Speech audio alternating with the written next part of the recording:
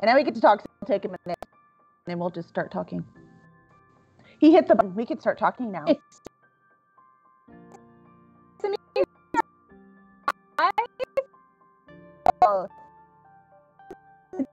is that thing. Do you want to ask why we're here today?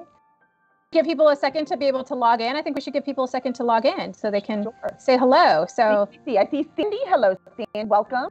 Of course, got Haley and Greg and Elaine. Those are awesome, wonderful fantasy writers. Absolutely.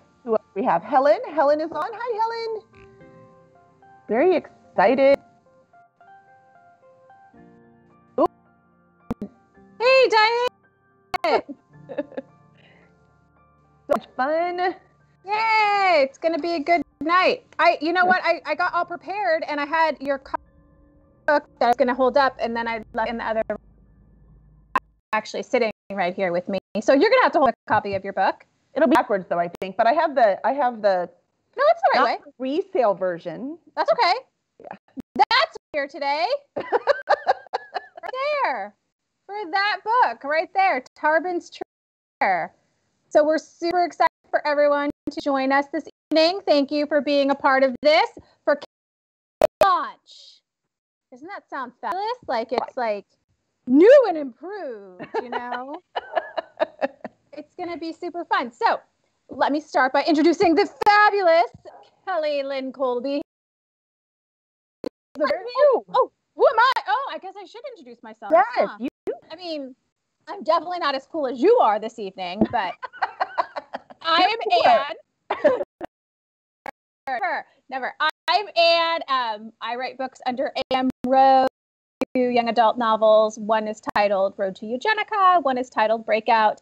During my day, I wrangle authors as an agent, and at night I write books with twists, turns, and kissing because that's what I like. So good stuff. Good stuff. So that's me. I'm here tonight. I will be your MC, and it's my first time, so be nice. Now, let me introduce the fabulous Lynn Colby. She is the writer of all things fantasy. Whenever she tries to create a mundane story, no. A dragon pops in and takes over, of course. She eventually stopped fighting and caved into the magic.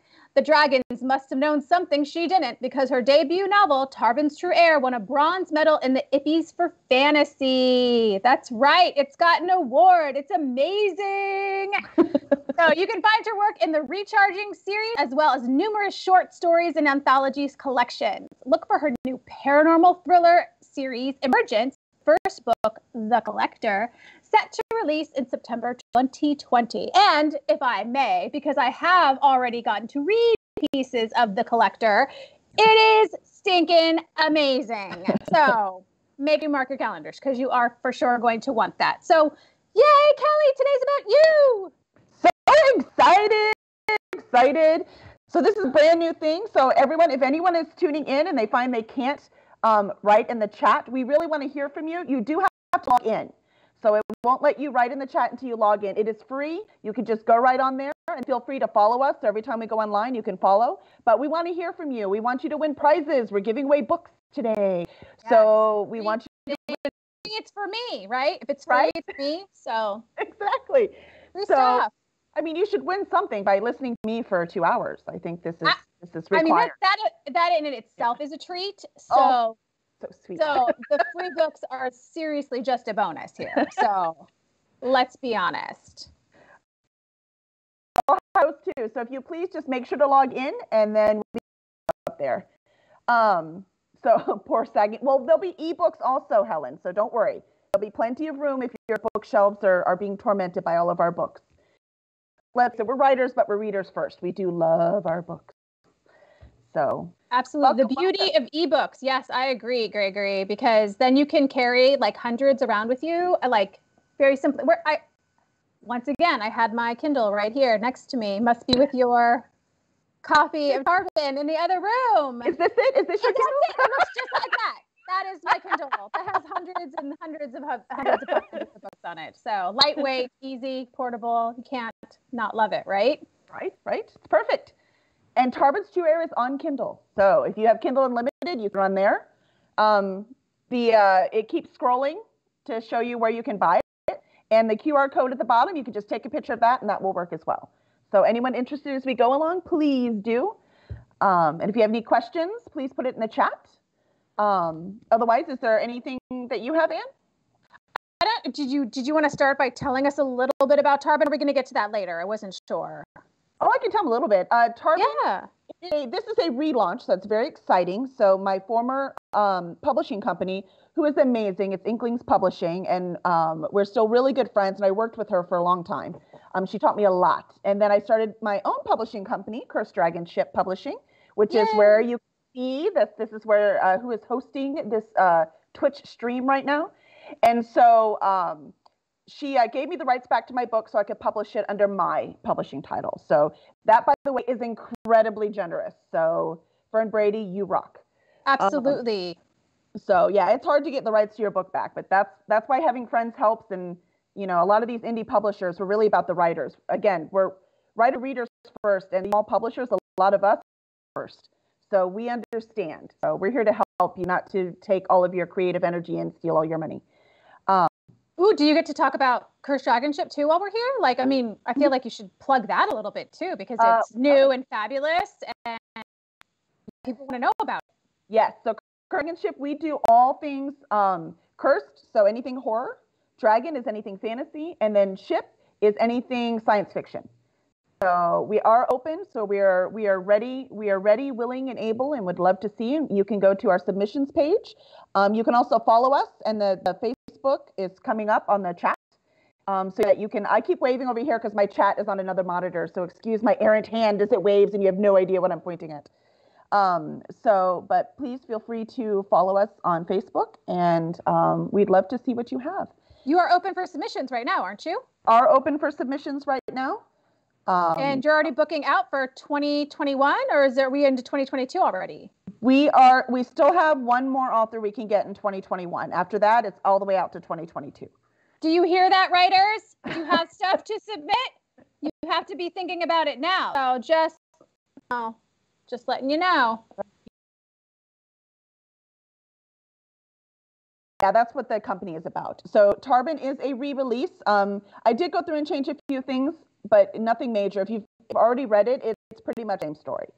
So it's a lot of fun, and it's about a set of twins that go on a quest across their world to discover who is the true heir, except true heir has nothing to do with the royalty or kingdom. So it's really fun when they finally figure out what it all means. Absolutely. And yes, that is true. Yes, I don't know who Slow Games is because it doesn't say your real name. So that's Helen. Yes.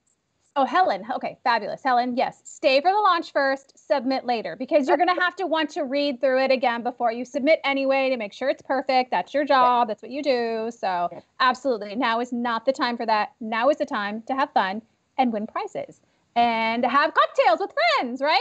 Yay! Yay! Right now, why don't we go ahead and give away, I am going to give away a sign of Tarbin's True Heir. So if we want to start the first raffle, all right, he's starting our tech guy is over here, tech guru. Our tech genius. That's right, tech genius. I have to change it to a signed copy, I'm sorry. So once he has it, yes, we were going to give away a ebook, and then we realized I'm in Kindle Unlimited. I can't give away an ebook, so we're going to give away. So you lucked out. You get a better prize. So you're pretty awesome. Hold on, he's going to start the raffle, and once he starts it, you'll see it pop up, and then to join, you're going to hit ! Raffle and hit enter. So bang raffle. In the chat, right? In the chat. Yes, ma'am. You got it. So you'll do it right in the chat. So is it? Yes. So it's live. So it says right there. So if you bang raffle, and it'll say, yes, you have entered. And all right. So I'll do it as an example. How do you do it? You do exclamation point raffle and hit enter. Okay. Let me see if I can figure it out. Just like that. Haley's got it. I don't know if I can spell raffle. So. Well, it's on there. You could cheat and just copy it. Oh, well, my computer is yes. So, all right. It's woo. Your computer says, but I don't want to do chat and Skype at the same time. No, it does not. So we're not going to be doing that right now. I don't know if I froze on your side, but I'm frozen on my side. So yeah, you are frozen on our side, but we can still hear you. And we're about to take Elaine on anyway, so we might be okay. Okay, I hope so. because, oh my goodness, my computer is freaking out. So it's a little scary. It's what's going on over here on this side. Well, you know where I live. I can just bring you a signed copy, you know. Oh, I already have my signed copy. Actually, you have one. That's true. See? Yeah. I was just trying to help with showing people how to do it. Okay, I think looks like my computer finally figured out like how to keep up. So, how to computer? How to computer. It's back to computering. I'm still frozen, and luckily I don't have that horrible of a look on my face. No, actually you look awesome. So it works for me. I like it. All right. So what we should do anyways is probably call Elaine. Let's get Elaine in here. So if you just want to read her intro while Kevin calls her. Absolutely. We are super excited for Elaine Isaac, right, to join us tonight. Elaine writes knowledgeable, inspired adventure fiction, including the Singer's Legacy fantasy series, the Dark Apostle series, and the Medieval Surgery as E.C. Ambrose, and the Bone Guard International thrillers by E. Chris Ambrose. Her latest release of Bone Guard 2, The Nazi Skull, and The Singer's Crown, The Author's Cut.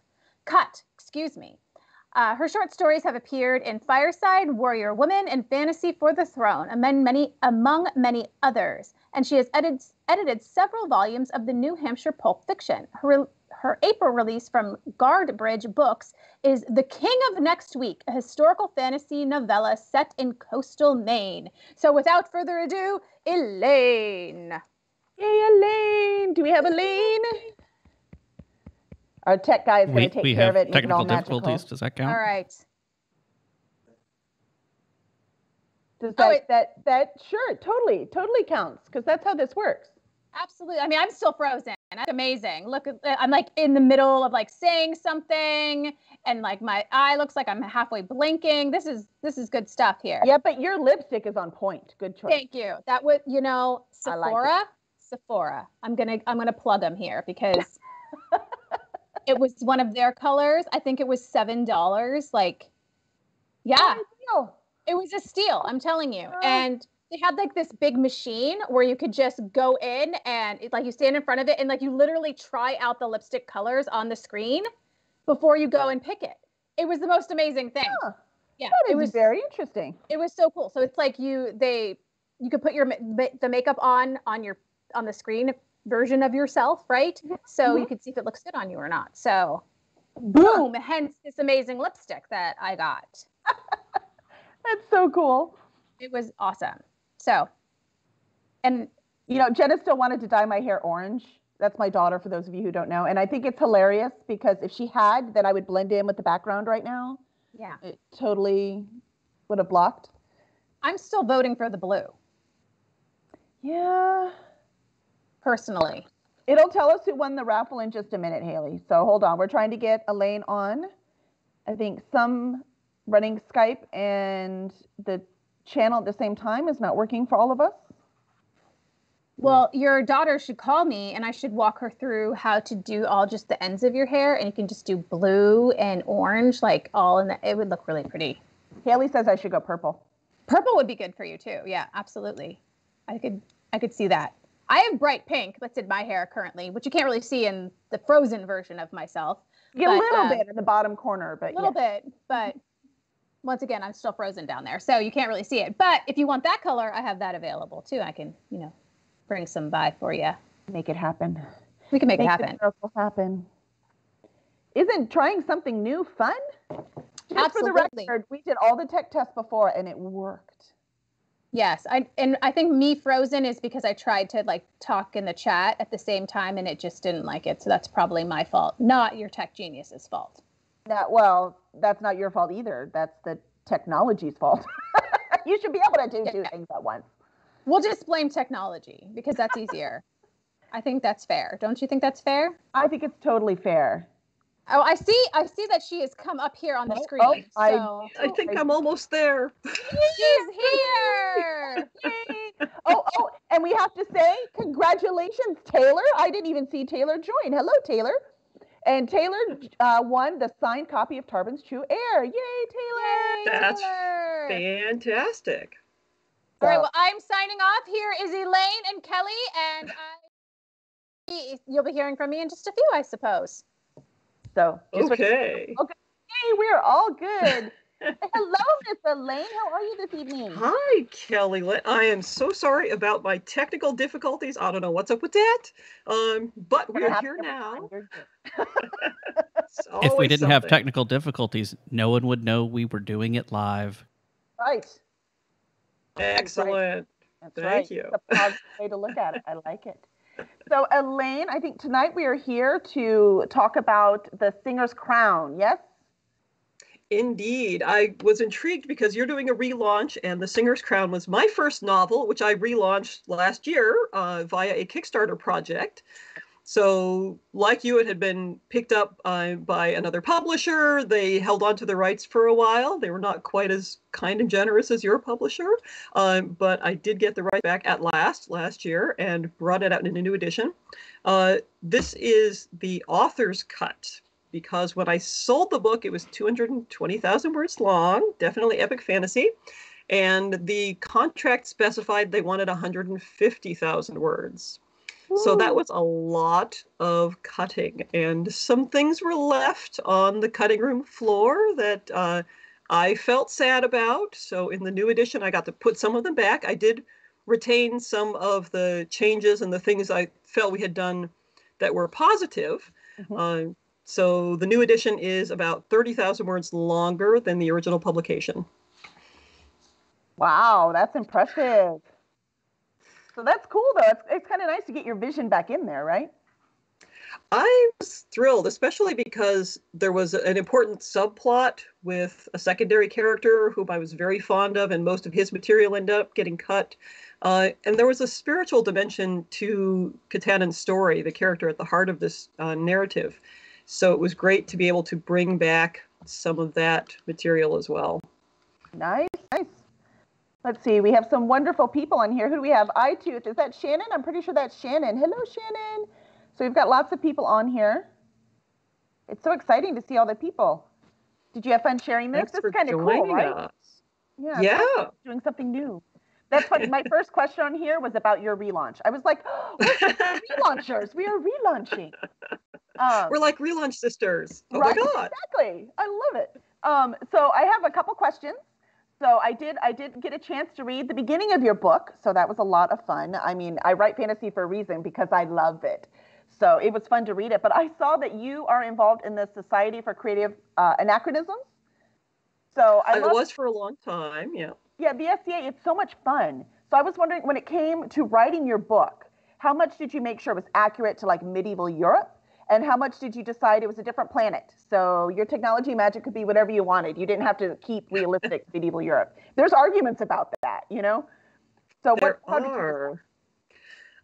Generally, hard fantasy. So we've heard hard science fiction, meaning there's rivets, there are details, there's science that underlies the entire theory of your science fictional world.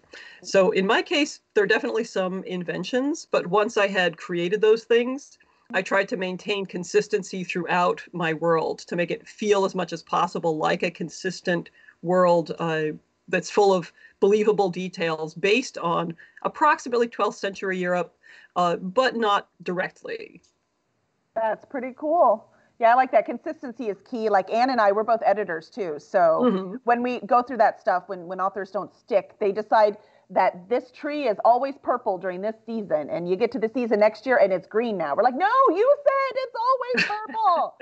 Like, I don't care what it is. You just have to stick with it. So I'm really glad that you did that. That's phenomenal. We can actually put on, if you want to put how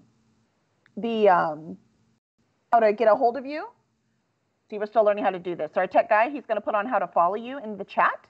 So anyone who's interested in following Elaine, if you'll make sure, there she is on Facebook. And this is also her newsletter is on there. So if you want to hear any more with Elaine, please make sure to do that. Yeah, my newer work is a lot more based on research. The Dark Apostle series is, of course, deeply historical, thoroughly invested in the gory details of medieval surgery. So I want to say cool, but that sounds like the wrong response. So I'm not sure. Have you seen people wearing the face masks with the long nose? Oh yeah. Like I was like, there better be some like potpourri in there. I mean, if you're going to do it realistically, you need to have the flowers in there. So I noticed that you decided to be a rebel and go with a prologue. So like prologues now are like, no, like you're not supposed to do that. You know, trends change, just like they change in the writing world, just like they do in everything else. So I was wondering, what was the deciding factor for that? Why did you decide that you needed your prologue? In this case, there was some material that the protagonist, as he's older for most of the book, when he's sort of a young adult, he doesn't really remember those early days, the moment that his usurping uncle shows up to claim the kingdom. At the time, he's about 4 years old. And I wanted to make sure that that material was present in the book. So it needed to be a prologue for that reason. He couldn't effectively have a flashback later on to a moment that he didn't fully recall from his childhood. So for me, that was important. In the second book, I ended up having a prologue, not because I wanted one, but because the editor wanted one. So it's true. The trends change. Yeah, they really do. They definitely change. And I also saw there's 2 more books in this series. Is that it? Does that complete it out? Or are there more?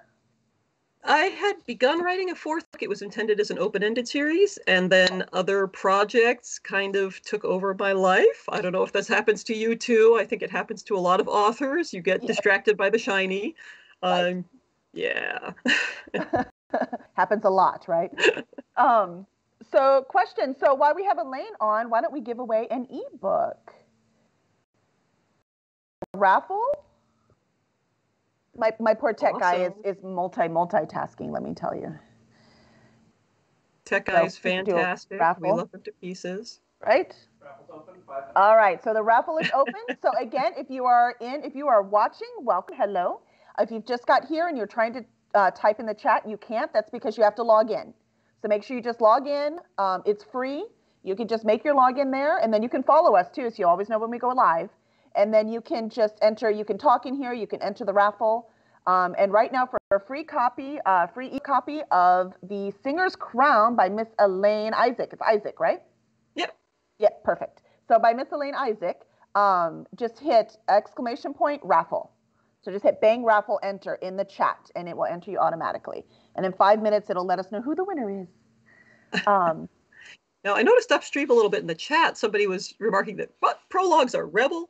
There's a lot of editors, even early on, who said they never read a prologue. Yep. That if you need the prologue to understand the book, that, maybe there's other issues. And a lot of times prologues are sort of a prop for new authors to introduce conflict at the start of the story when really they needed to work on chapters 1 and 2 a little more to get that conflict out front. So I think that's why prologues have kind of fallen by the wayside for a lot of people. I actually wrote a blog entry about this a while back on the dreaded prologue because they are so reviled in some circles, and yet readers, I think, still love them. They like to get that sense of the early history.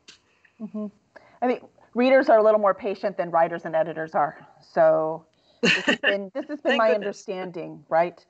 So that one's good. So we're still doing the raffle. It'll let us know when it's done.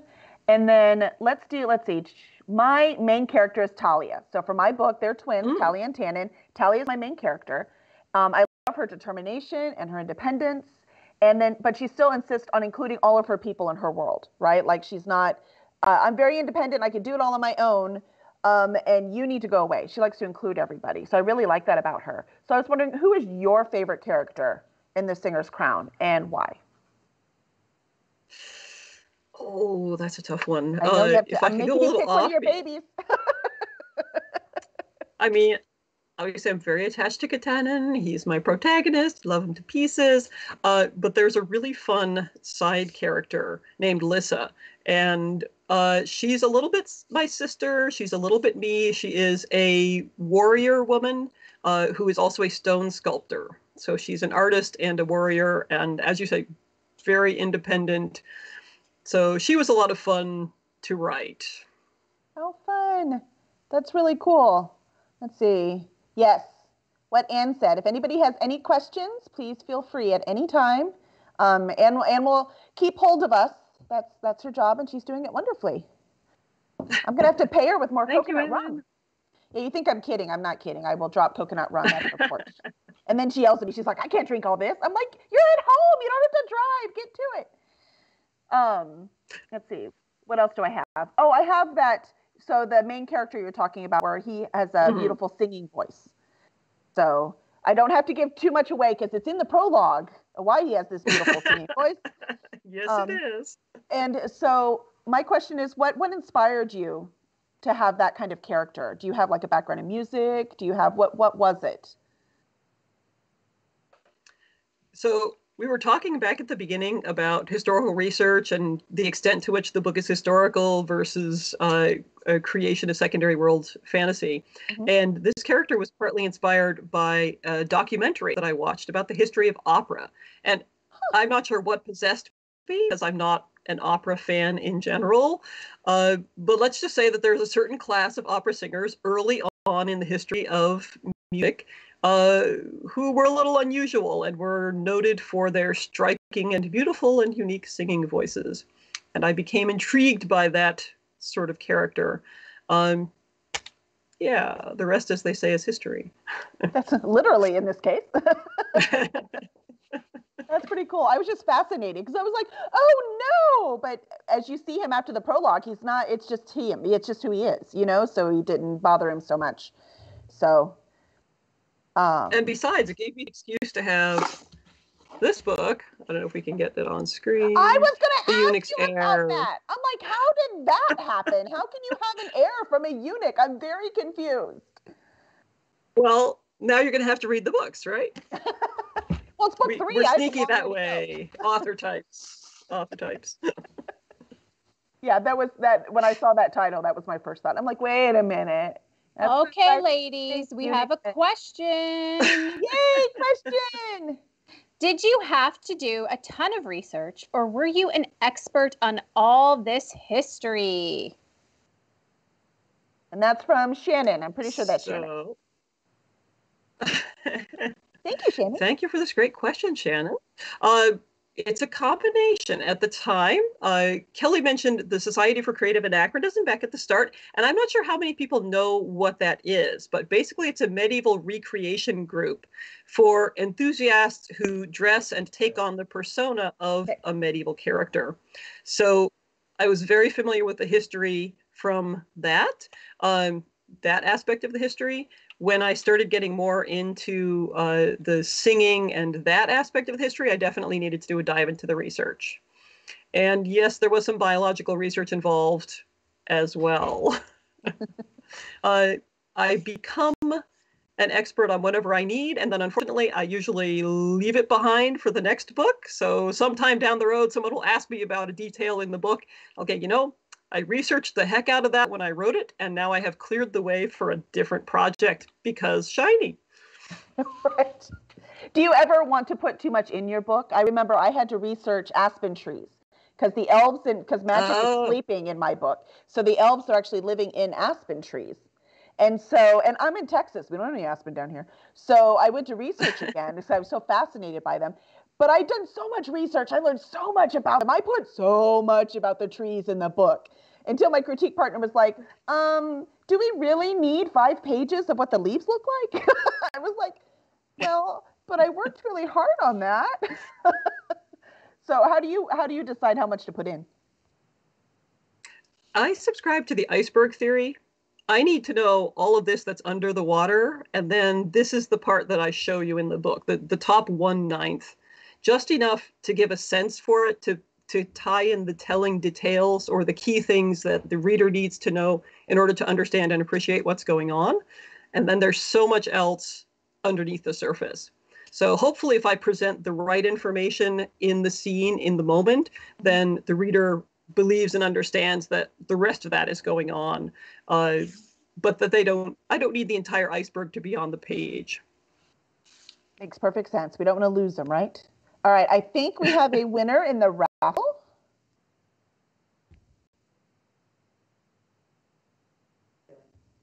Haley, yay! So Haley has won the ebook. So Haley, if you can message Elaine, actually you've got her on Facebook, so you can just message her there. Fantastic. And Elaine will make sure you get your book. Congratulations. And we also, can we put the link to buying Singer's Crown? Anyone who would like to get a copy, We'll put that link in the chat as well. And there it is. So if you would like to go, it is there. And like I said, there's at least 3 in that series. And then, so you started talking about your other series. So is that one still fantasy, or is it another flavor? I have several other series. Ooh. So the Apostle, which I know that I mentioned, is dark historical fantasy about medieval surgery. That's the one that's a deep dive into the 14th century. Oodles research for that. That one was actually born out of research I was doing because I wanted to know a little more about medieval surgery for one scene in the Eunuch's Heir. And I ended up buying 4 or 10 books about it and just getting really excited about the potential. So that series is complete at 5 books for your binge reading pleasure. And right now what I'm working on is a series of international thrillers called The Bone Guard. So those ones are based on historical research, but they come more into the contemporary world. And then I have some epic fantasy novellas, new one coming out at the end of the month. That was probably enough. That was good. That's good. When did you start writing as a career? When did you start? My first professional sale was in 2001, and that was a novella. So my first novel came out in 2005, the original version of The Singer's Crown. That's really cool. So, yeah. That's really cool. And I know, and you're a tribe member too, right? Sorry? Are you tribe? Have you been to Superstars? I have, yes. That's what I thought. I was going to say, I think we found you through there. So yeah, Superstars, we love our conventions, my gosh. So Superstars is my favorite one I've ever been to. So learned a ton through that one. Why don't you tell everyone what Superstars is about a little bit in case they don't already know? Well, Superstars is a writing convention. So it's Superstars Writing Seminar. And it is led by huge people in the industry, including Kevin J. Anderson and Dean Wesley Smith and Eric Flint. And we'll have to keep going. Elaine, who else do you have? David Farland. Yes. The year that I was there, Brandon Sanderson was there. I'm not sure he's able to make it every year because obviously he's a pretty busy guy. But he is one of the founders. He was one of the special guests. So, And James Owen, who writes fabulous middle grade and younger readers and is also an artist. He does incredible speeches. Yes. Amazing. Very inspirational. Yes, Jim Butcher was there last year. Jonathan Mayberry's been there the last few years. It's an amazing one. But you get all these people, but also, more importantly, as you will see when Greg comes on, he is also tribe, is that you get a tribe. So it's really fun. So I actually asked tribe, hey, I'm doing this fantasy thing. Who wants to be a guinea pig? And there were quite a few tribe members that said, I'll do it. Me too. Pick me. Oh, Helen put up the link too. So if there are any writers in the chat that are very interested in taking their writing to the next level, I highly recommend it. So, assuming we don't know what life is going to be, but it is every February. So by then we'll at least know what life's going to be and be able to make decisions based on that. But it's quite an incredible thing. And I say that's not off topic because we're talking about writing. So I think we're good. Absolutely. So let's see, what else do I have? Determination. Well, I would like to ask you, what was the genesis for your series? Like, what was the spark that got you excited about this concept? Well, the funny part is I was bored in class. So I started writing little notes in the margins. And then I started, when I was waiting for my ride to come pick me up, I would write some more. And I just kept sketching this thing. And I'm thinking it's wonderfully original. And then I'm realizing it's really influenced because there is a conjunction in it. So there's Dark Crystal. There are, the traditional tropes of the princess who doesn't just want to get married, right? She wants to have more of an impact than just getting married. So you can see one thing after another, and then they're just put together in such a fun, creative way that it just makes an awesome journey. And I decided to go with the small press because this is not a mind-altering, everything in this world is different than anything you've ever seen kind of book. This is, if you love Dragonlance, you will love this book. If you love the Inheritance series, you will love this book. It's a really feel-good kind of fantasy. That doesn't mean there isn't any drama in it. I kill characters that I wish I didn't have to, but it's definitely not Game of Thrones. Does that make sense? It's not, you don't end Absolutely. feeling worse than when you started it. So it's a feel-good book. So, but it's a lot of fun. And I couldn't believe that it won the award. That was like, as writers, we all of us, I don't know if it's all of us, but the great majority of us kind of think that, I'm not good enough. I'm not good enough. Why would anyone read this? I'm not good enough. And then you have someone else read it who doesn't know you, who has no connection to you, could care less who you are, actually say, you know what? It's pretty good. You're like, oh, no way. So that was fun too.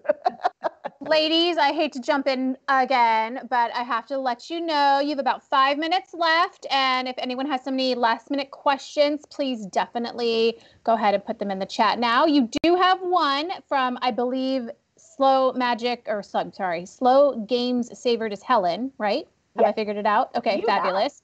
Fabulous.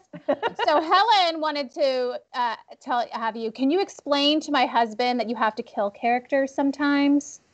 Yeah, you kind of do, unfortunately. So I'm sure Elaine can answer this too. But for me, I never choose to. Like I said, I'm not writing Game of Thrones. But it's only if it is absolutely necessary for the progression of the character arc of the main characters. And of course, epic fantasy, I have more than one. So if it is important for that arc, if it just makes sense as an impetus either to go forward or to stop where they are, then somebody unfortunately has to die. And Elaine, how do you choose? So my motto as an author is you do not want to be my hero. And usually people say, oh, do you kill your heroes? And I say, no, that would be too easy on them. Yeah, but sometimes people do need to die. Sometimes that is the natural fulfillment of their arc. And it can hurt to write into that moment when you realize that the next thing, the most clear, the most perfect ending for this storyline is that the character is going to die. There's actually a scene that I went back and wrote when I realized one of my characters was going to die in one of the other books, not saying which one. And I realized I was going to miss the character. So I went back and I wrote him into another scene so that I could have a little more time with him. Oh, that's good. What the readers feel too then. That's awesome. So Helen, you can say we fantasy writers back you up. Sometimes you just got to kill characters. Send them to us. We'll let them know. Yep. Yay, Steven's on. Hi, Steven. And he followed us. Thank you. Yeah, so if anyone knows, if you want to know when we go live, just hit that beautiful, it's purple on my screen. Is it purple on everyone's screen? Follow button. And then you can follow. So that's awesome. So do you have any last words, Miss Elaine? And what we can do too while we're doing this is give away your last ebook. What do you think? Does that sound good? Sure, that sounds great. All right, so we're going to do the raffle for the second ebook that she's giving away for the Singer's Crown. And so if you want to, there you go. Nope, that's not it. That's the follow. Yes, please follow Elaine. So it's coming. It'll come. There's lag, right? But it's not that bad, so it's kind of nice. No, doing quite well, really. Right? It's not too bad. All right, there you go. Oh, wait, hold on, Yakalacker. Okay, I like your name, Yakalacker. All right, now the raffle's on. Try again, Yakalacker. Right? I don't even know who that is. So, Yakalacker, do it again. Do the bang raffle, and now it'll work. And then so we have 5 minutes. So, question: where did you come up with the title, "The Singer's Crown"?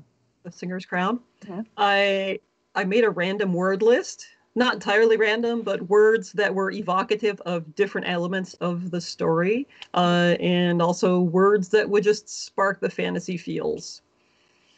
So I came up with, a wide variety of titles, and The Singer's Crown was the one that felt the most appropriate to me. That's awesome. I love it. The what was I thinking? Oh, the cover. I like the cover when it has the frame. So we can see it because it's I love that frame, and I like that you carried it through. So through the series. Is my fabulous cover designer, Fiona Jade, is now doing all of my indie release covers because she did such a fantastic job on these. I was very, very happy. Oh, yeah. Yeah, I felt like she captured the mood, and I love the fact that there are little elements that break the frame. So it sort of brings you more, I think, into the story. I love it. But it's important to look at it and know exactly what the genre is. And you do that when you see yours. So well done. well done. As a publisher, I spend a lot of time looking at covers. So I feel you. So let's see. We're waiting for the raffle. And then it's about time, because who's next? Haley's next. We have Haley next. Yes, H.C. Kilgour is next. So I believe our tech genius is already on the job trying to get Haley involved here. So perfect. So by the time we get done with the raffle, we should be able to switch over. Well, thank you so much, Elaine. The half hour flew by. Thank you very much for having me, Kelly Lynn, and congratulations on your relaunch. That is very exciting. I will look forward to following your work and listening to you chat with the other authors tonight. It'll be Thanks a lot for of having fun. Me. Of course. Thank you. Tech genius. Oh, Stephen agrees that you're a tech genius.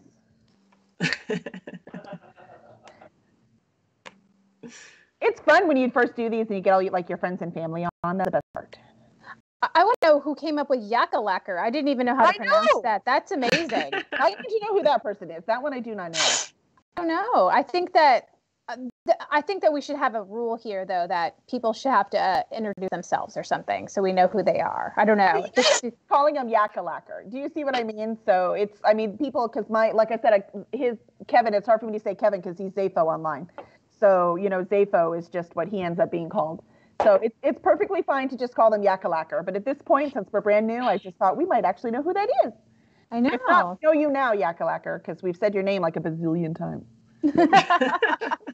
Make sure you get in that raffle again. Make sure you get in. Yeah, I was going to say, they're not in the raffle, though. They need to do it again. And remember, if anyone's just joining, because we're about to get Haley on in a minute, and say our thank yous to Miss Elaine after we see who wins the raffle, make sure that if you are on, you cannot talk in the chat. You type in the chat until you log in.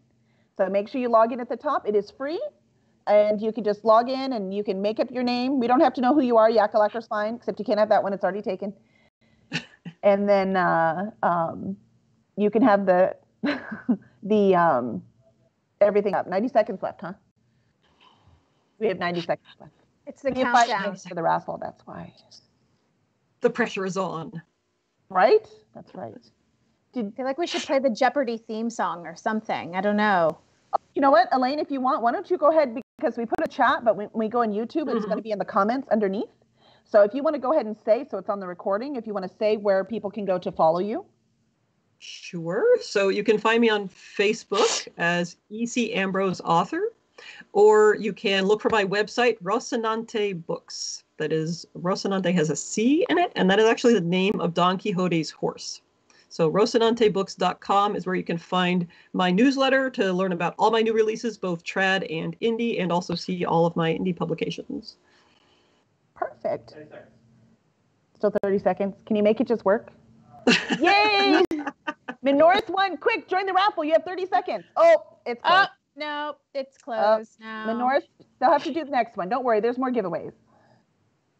More books are coming your way. That's right, more books. Yay! Yay! Woohoo! So Diane, if you'll actually click on Elaine's name, you can send her a message.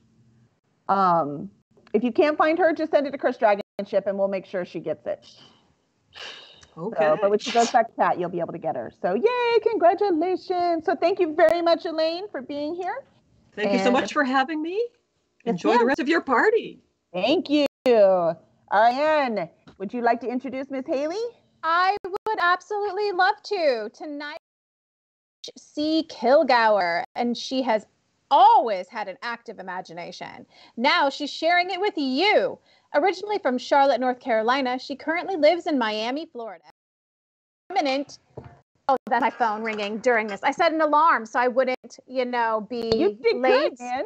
I did good, except for I didn't. Now, okay, well, starting over again. So we'll try take two. H.C. Kilgour has always had an active imagination. Now she's sharing it with you. Originally from Charlotte, North Carolina, she currently lives in Miami, Florida, enjoying the permanent sunshine. Most likely to find perks of being a marine biologist, or with her nose buried in a book. Her first love is fantasy fiction, and it certainly shows in her first, but certainly not last book to be released, Nanoggin. Welcome. Hi guys, Yay! It's great to be here. Hello, welcome, Haley. So you're in Miami, in the land of permanent sunshine, but you have a very haunted picture of a cemetery and an old building behind you. So my boyfriend, that's his painting in the background there. I guess that kind of works with being in quarantine because I haven't seen the sun in, I don't know, it feels like forever. That's perfect. I love it. But contrast is important in life, though, right? Oh yeah, totally. So, so welcome. So anyone who's here to see Miss Haley, welcome. If you are new, make sure to sign in. You have to log in order to type in the chat. And so you log in and do that, and we're going to give away some free books, and we're going to talk to Miss Haley, and we're so excited. And let's see who has joined us. Let's see, Friday Blue. Hello, Friday Blue. And we have Joanna. Yay! Hi, Joanna. It's good to see you. CJ is here too. Excellent. So we've got lots of fun people on. So welcome, welcome. Haley, first, how would you describe Noggin? What's your pitch? Bit of a pitch. Okay, so Noggin is essentially what happens when you take someone from the everyday world, kind of what we do, and put them in a world of magic and tell them to go save it while it's constantly trying to kill them. And that is pretty much the best synopsis if you want like a very short elevator pitch. There's a whole lot more to it. You have one very stubborn female character who just goes on a rampage when needed. And then the friends she makes along the way who some are willing, some are not, some are just trying to deal with her. So it's very entertaining. That's awesome. Well, I think it's awesome. I tell you, Tarbin's True Heir is my debut novel too. So it's re-released, but it's the first one I published. And we've already talked that Noggin is yours. Congratulations. Yes, thank you. So what's been the most exciting part of the process for you? Finally getting it published and getting to hold it in my hands. I actually forgot it at my house. I'm over at my boyfriend's right now. And I got that in the mail, and just getting to hold it, it was surreal. It was just amazing. It's taken, let me do some quick math, like 6 years to get to this point. So nice. It was great. It took me 5 years for Tarbin. I feel your pain and joy. I remember. So what's been the most daunting part so far? The most daunting part was having to edit it.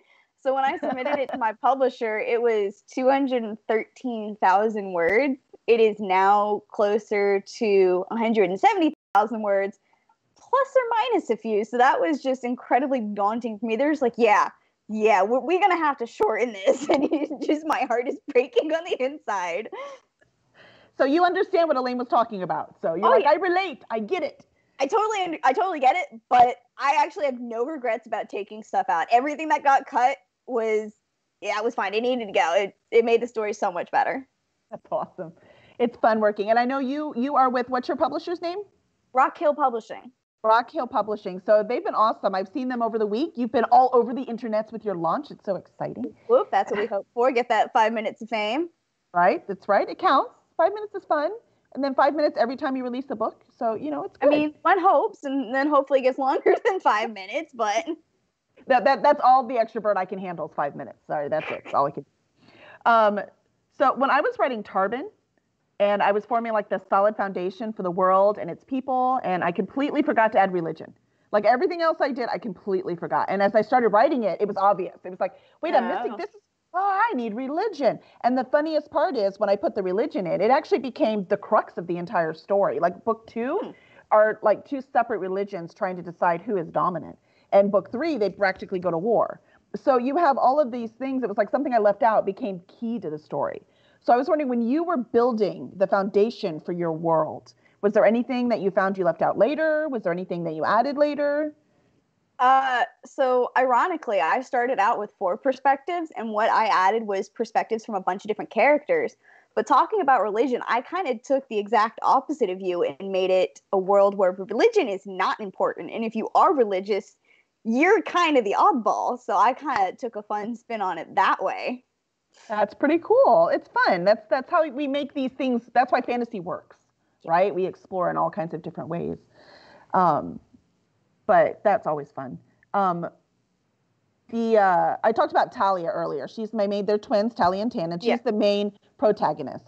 And the main antagonist, surprise, surprise, is her twin brother, Tannen. Mm-hmm. And so he's the bad guy, and he's got lots of things in there, but of course he doesn't think he is, because bad guys never do. But here's the thing, I find him easier to write, because what actually makes him the bad guy, this is what I have discovered from my own personal writing, is that he doesn't doubt himself. Tannen knows exactly what he wants, exactly what he stands for, and exactly where he's going, and he knows he's right. So he's so easy to write. It makes it fun. There's no doubt or wondering or any of that kind of thing. So I was wondering what character was the easiest for you to write, and why? So the easiest character for me to write was actually the villain, because I appreciate a really, really well-written villain. Like, Ramsay Bolton from Game of Thrones is my favorite character just because he's written so well, and you can see exactly why he does what he does. And that's the kind of villain I enjoy. So the villains for me are a little bit easier to write. Mm-hmm. But I also wanted to talk about, going back to your twin thing, I've actually got twins as well in mine. And the male twin is also very similar to Tan, and he's very just like, I'm right, you're wrong. That's it, let's go. That's awesome. Somehow or another it works. Do you have male and female twin, or are they two males? Male and female. And the female is definitely not afraid to kick butt. And she is way more outspoken than the male, and it's something he's not used to. So he's just like, what is going on? So it's really entertaining to watch him just suddenly get knocked on his butt and just be like, what just happened here? So that's so funny. Let's see. They liked our editing. They said, yeah, editing. It's a lot of work and a lot of words to cut. Yeah. So Karina is very proud of you that's Joanna, I think, is very proud of you for doing that. So good job. Thank you. See, she works for a small press too, just like I do. And as you work with authors, right? Sometimes some authors are like, no, they're all my babies. And other authors are like, well, I'm listening. Right? I try to listen. They still are my babies, but I will kill the babies if necessary to make it better. Mm-hmm.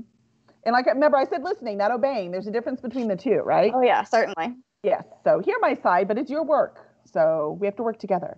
And Helen, you are not the bad guy. Helen says, is she the bad guy? No. We need editors to tell us to cut stuff out because we can't see the problem. Well, I think she means because she knows who she is. Maybe you are. You have a twin? Love twin stories. Yes, Anne, we love twin stories. I always forget the kissing, though. Anne is one of my critique partners, and she makes sure. She's like, kissing? I'm like, oh, I forgot. I like the excitement and the adventure and all that kind of stuff, and I forget the kissing. So is there any kissing in your book? Do you have romantic elements? A little bit, not a whole lot, because for me, I read fantasy fiction books and like young adult and teens and whatnot.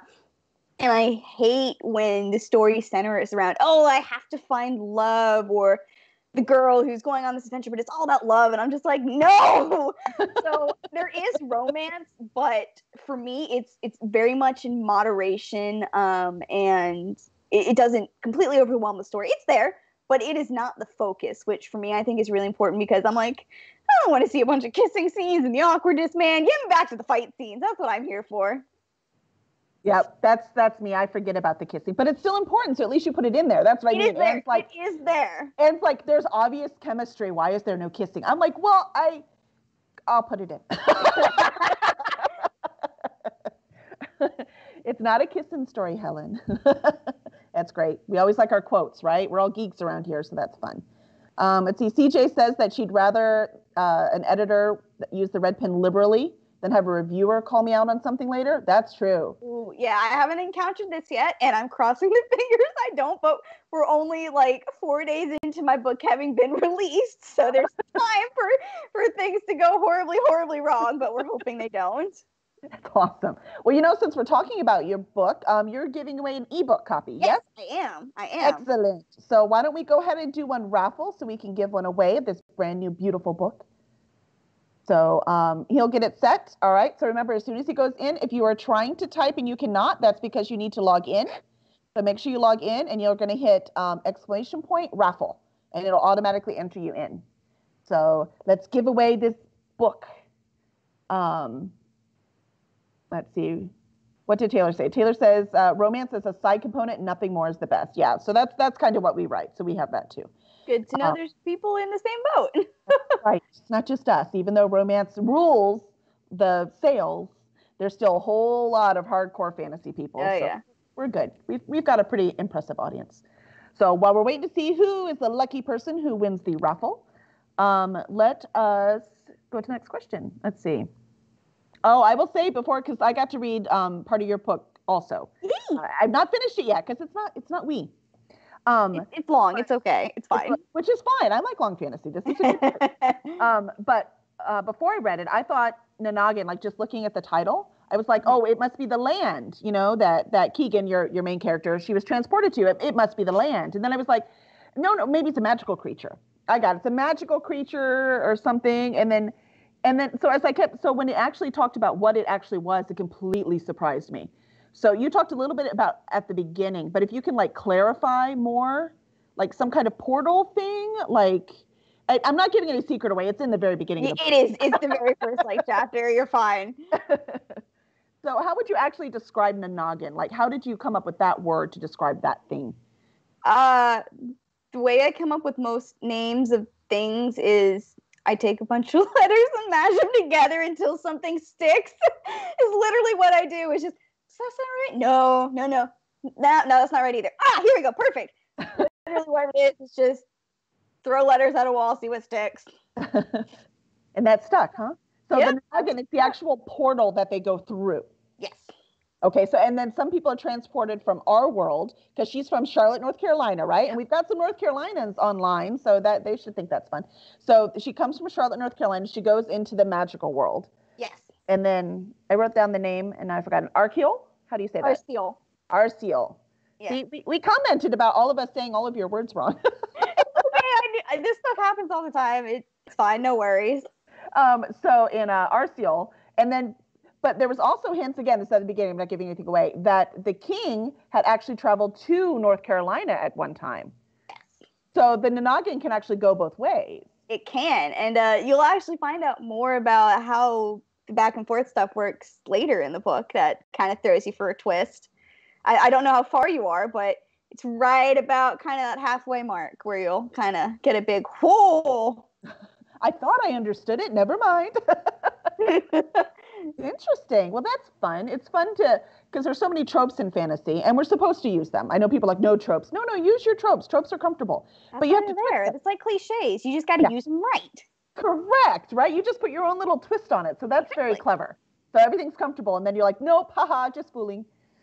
So that's kind of cool. Let's see, I've heard you say in other interviews, because I've seen you a lot this week, that Keegan is based on you. She is. That's really fun. My question is, do you hate yourself? Because at the beginning, she's kind of beat up a lot. And I'm reading it going, Haley, come on now. What are you, like, I'm curious about this self-flagellation at the, first 2 chapters of this book. No, it wasn't that I hated myself, but it was more just, well, this is what has to happen to get character from A to B and to have C mindset kind of thing. And it was just, there are times when I do separate myself from the character and it's just like, okay, let's go. But it's so funny to me. Yeah, Elaine says that the character on the front actually reminds her of you. So that's for a reason. That's pretty cool. I love it. I actually wore my glasses for 2 weeks between the cover reveal and the launch to actually make myself look less like the girl on the cover, because that is Keegan and Keegan is me and I am Keegan. So but yeah. It totally works. It totally works. I love that. And there's a little under 30 seconds left in the raffle. So make sure to win an e-copy of the book that you hit Bang Raffle. Let's see. It says CJ must have already won another one. So yay, CJ, congratulations. Elaine says she likes to read a book as a reward for finishing a manuscript. Oh, that's pretty smart. Yeah, that is pretty good. Now, if only it didn't take me 3 years to finish a manuscript. Well, here, you ready for hope? My first book took 5 years. Okay. The second book in this series took me 2.5 years. So I'm hoping this one is only going to take me about 18 months.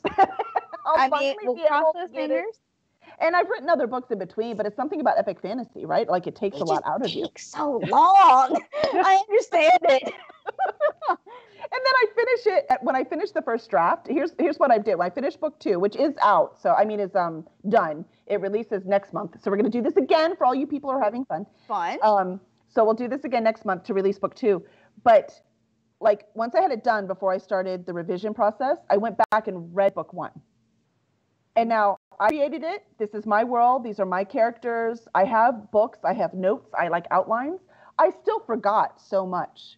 Like there was a chant they would do at the beginning. Like it's important in the first book. Totally forgot. I had to go back and add it into book 2 when I was revising. See, this is why I keep an Excel document with literally everything I could ever possibly need, and it has yet to fail me. But I have to remember to look at that specific thing. Does that make sense?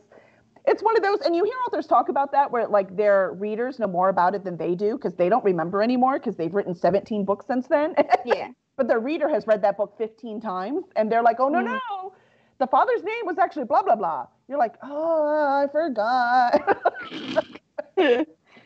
So it's all world. Yes, Helen, you're right. World Bible. Helen's books also have lots of turns in big worlds. And I have a Bible. It still lets me down. It really does. All right. So do we have who won? Oh, we're going to have a question too. Oh, Gregory D, little author. Woo! Yay! I have no idea who that is, but yes, Greg. He's the third author coming on. Oh, is he? Yes. I don't know so much of this. I've been in this for like a week and I don't know what's happening. You gotta forgive me. Oh God. Sleep is needed. You wait. Sleep is needed. So Greg, yay! Congratulations. So again, if you can tag and message Haley. Of course, you have lots of ways to get to her. If not, make sure to just tag Cursed Dragon Ship. And you just click on where it says Cursed Dragon Ship and just send them a message with your info. But again, we know who you are. We can get a hold of you. So, yay, congratulations. All right, let's see. Friday Blue, yay. I promised 2 kids. They will get it then. They will get what? I missed something, Friday Blue. I missed the beginning of your thing. But we do have a question. So I'm going to read the question from Elaine. And question is, did you always know there would be more than one book? So I missed the question. I've been watching. I'm sorry. No, you're good. You are awesome. So let's see so I'll answer it first, I guess. So I did because I couldn't put it all in one book. Like I didn't write the 220,000 because if I had, then I probably could have got it all into one book. But I was trying to keep it trimmer.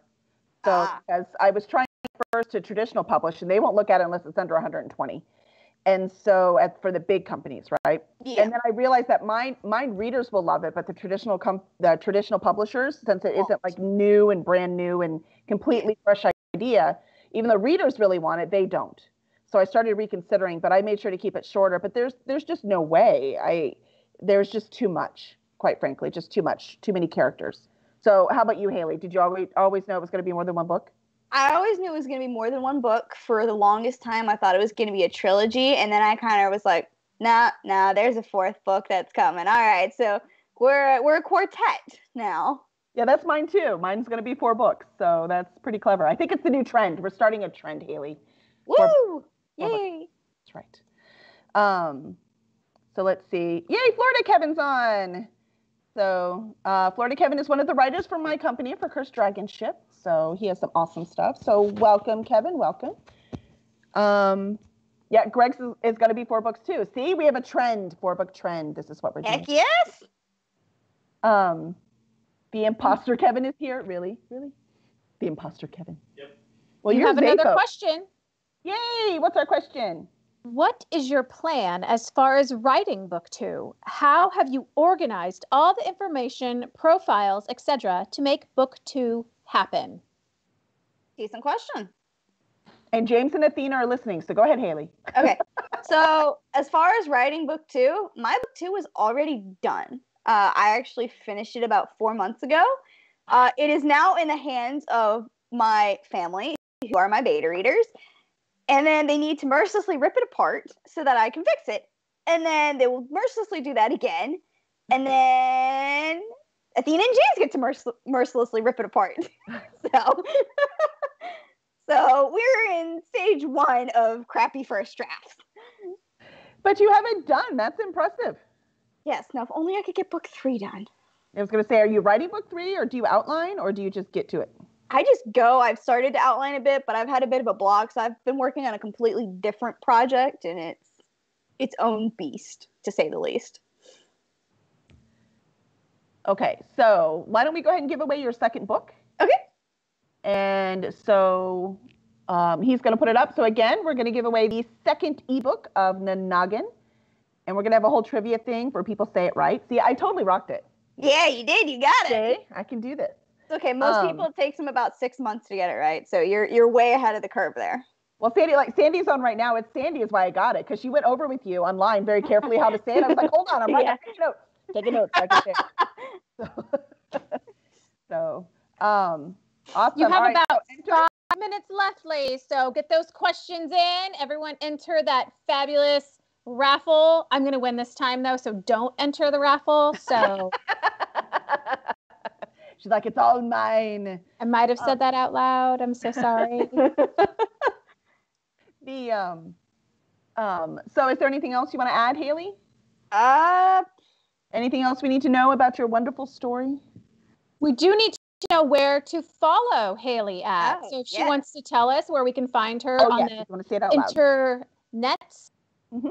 Okay, so I'll start with Facebook. You can find me as HC Kilgour. No periods between H and C if you just want to follow the everyday Facebook for my author page. H.C.Kilgour if you want to follow the actual page. And then on Instagram, I am by_HC Kilgour. So there is a decent theme among all of my social media accounts.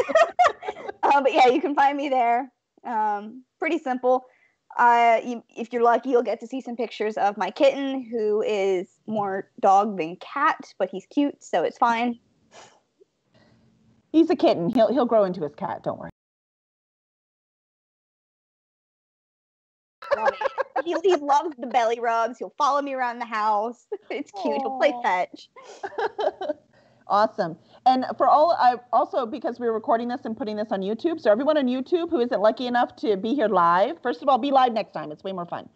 And second of all, you can buy, we have them in the comments below. So if you would like to buy the Singer's Crown, which of course you do because it was awesome. If you want to buy Noggin, and then my book, Tarbin's True Heir, is also under there. So you've had so much fun that you want to buy them. They're all listed underneath. Yes. And Amazon as well will be your best friend. Yeah, that's true. You could just type it into Amazon. That works too. Mm-hmm. All right. So, and there's a link in the chat for anyone here who would like to get it. Yes. But don't buy it yet. You might win it. Hold on. We're going to see. We're going to see who. Oh, yes. It's a fun book. It is thick, though. It is. But that's thick. okay. If they buy a copy, they can give it to a friend. So really, they should both buy the copy and hope that they win. But they won't, because I'm going to win. I love the way you think, Miss Ann. See, there's a reason why I invited her. She's awesome, isn't she? Writer friends are the best, by the way. All you people out there, writer friends. Oh, yes. Writer friends they're great until you realize that they know too much about you and your writing habits, and they start to appear in your writing. And then they recognize it, and you're just like, things have happened. Then you share drinks. It's fine. Yeah. That's why alcohol is encouraged at Critique Group. Oh, yes. Very much so. All right. I think we're learning that 5 minutes is too long for raffles. We're going to have to cut the time. It's too long. If you haven't entered the raffle yet, enter it now. Or don't, because I'm going to win. So, Kelly, I've got a question for you. Yes. Walk me through your process of deciding names for your characters. Because you asked me that earlier, so I want to know how you do it. Well, for mine, usually I found a girl in one of my classes. Her name is Talia, and I loved it. And I was like, I love that name. I'm using that name. And so I was hooked on that one immediately. Remember I said I was writing notes on the side of my books. I was like, Talia, love that name. And then I had to have a twin name that matched. So Tannen just made sense. Even though there's one N in his name, so most people don't call him Tannen, they call him Tannen. See, so you're not the only one. The names are fun. Okay. But I like the Talia and Tannen. I like the way those sounded together. And after that, most everything is just feel. It just feels right.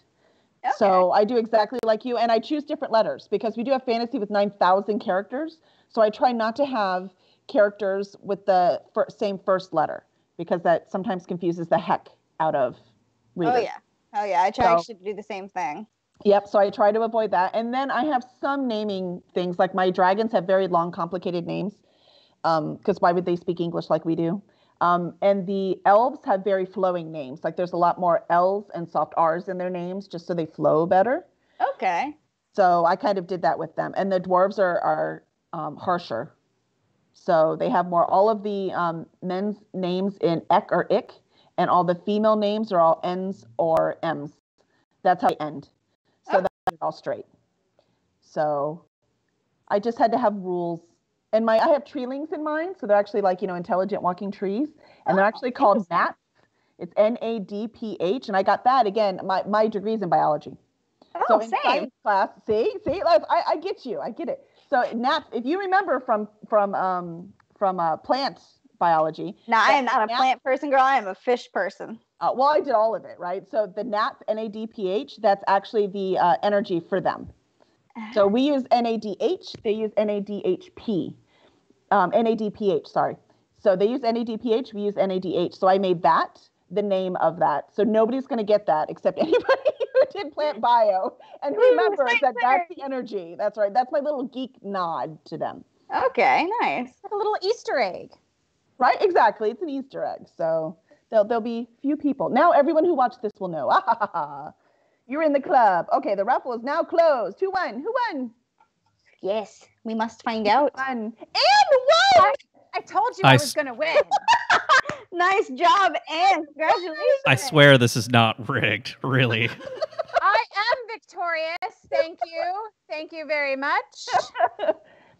So, Anne, you can, again, you know how to get a hold of Haley, too. You're all on the thing to us. So if you'll just text her, and she'll make sure to send you a copy. I absolutely will. Thank you very much. Yes. Right? It is hilarious, too. I think it's so funny. So we have doing that whole thing that we have on there, the raffle thing, it really is random, I swear. That's why we did it, so we didn't have to think. It'll do it for us. We did enough thinking during the writing. It's time to shut the brains off, man. This is supposed to be fun, right? Not calculating. Exactly. I'm way too lazy to rig anything. And I felt mildly bad entering, but I kind of really want to see that book, so I don't feel that bad about it, actually. I'm glad you want to see that book. I'm very happy.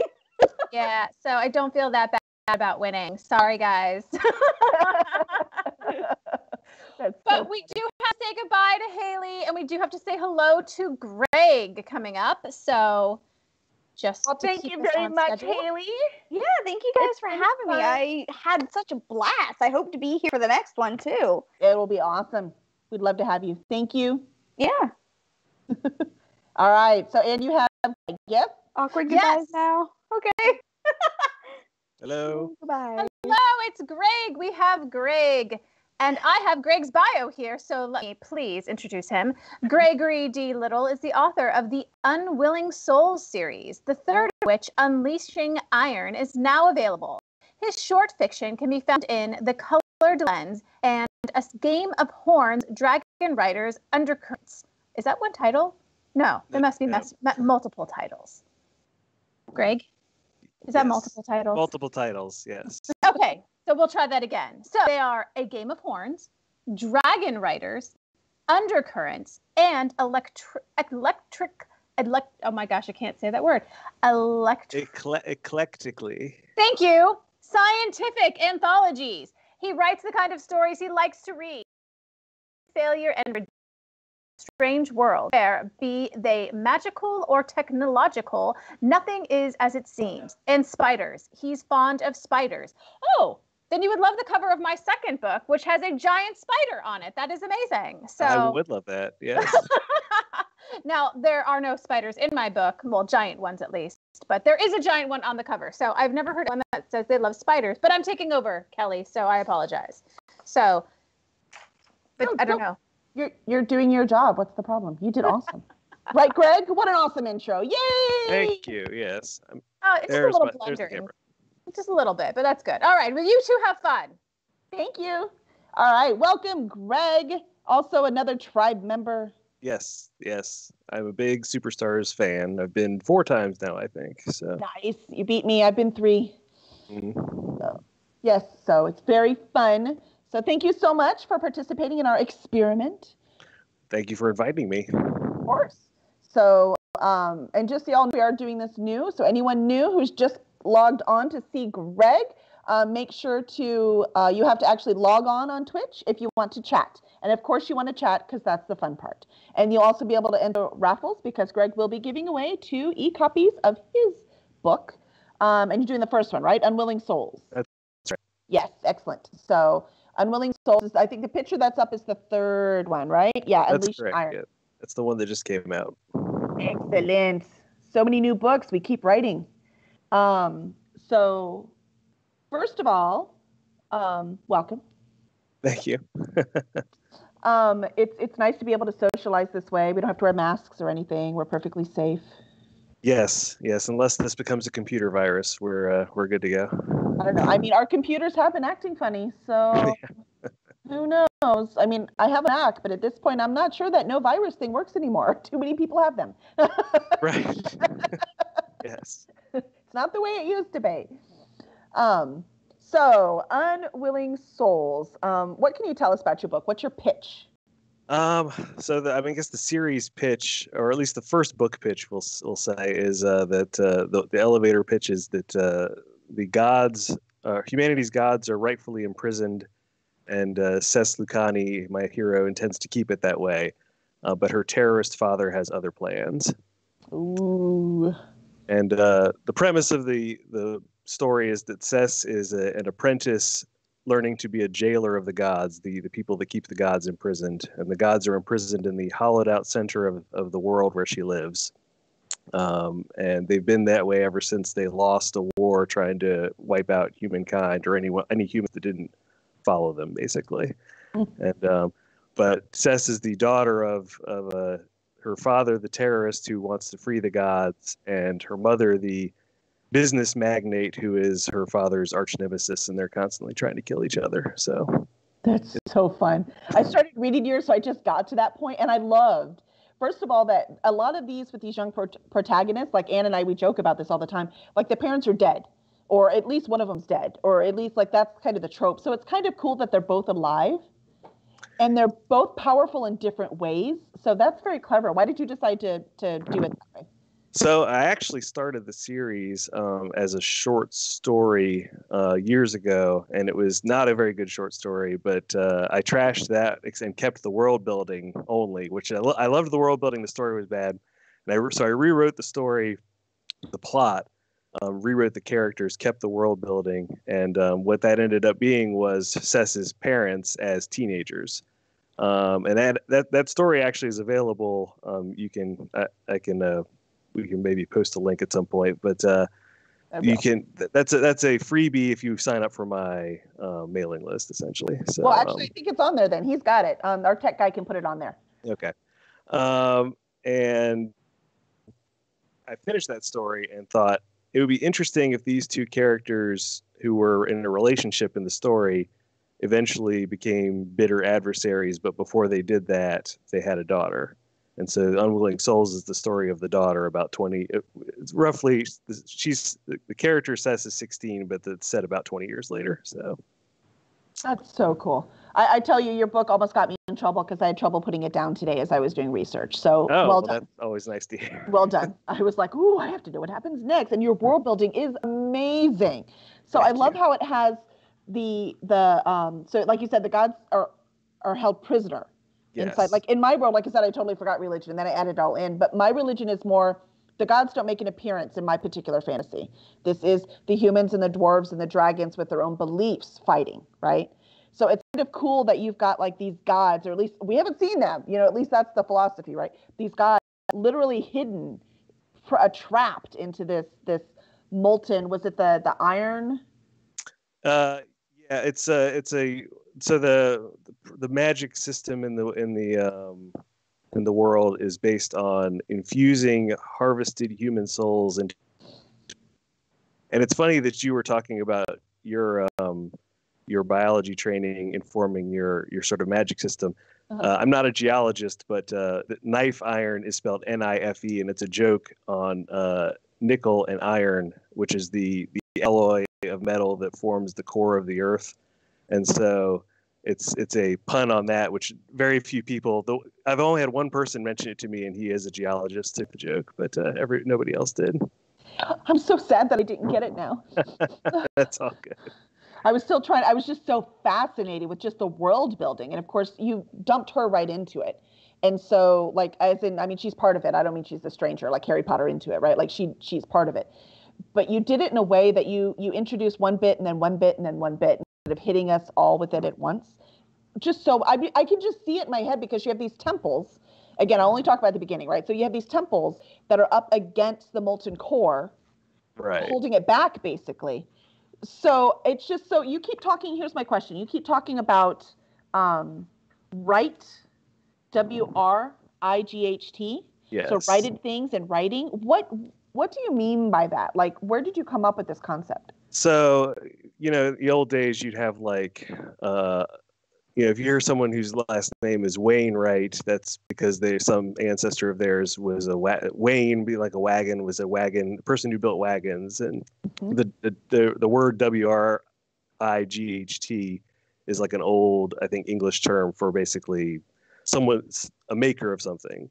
So if you were a wheelwright, you made wheels. And if you were a drumwright, you made drums. But the basic idea being, so I was like, well, that's a fun word. You never see it used.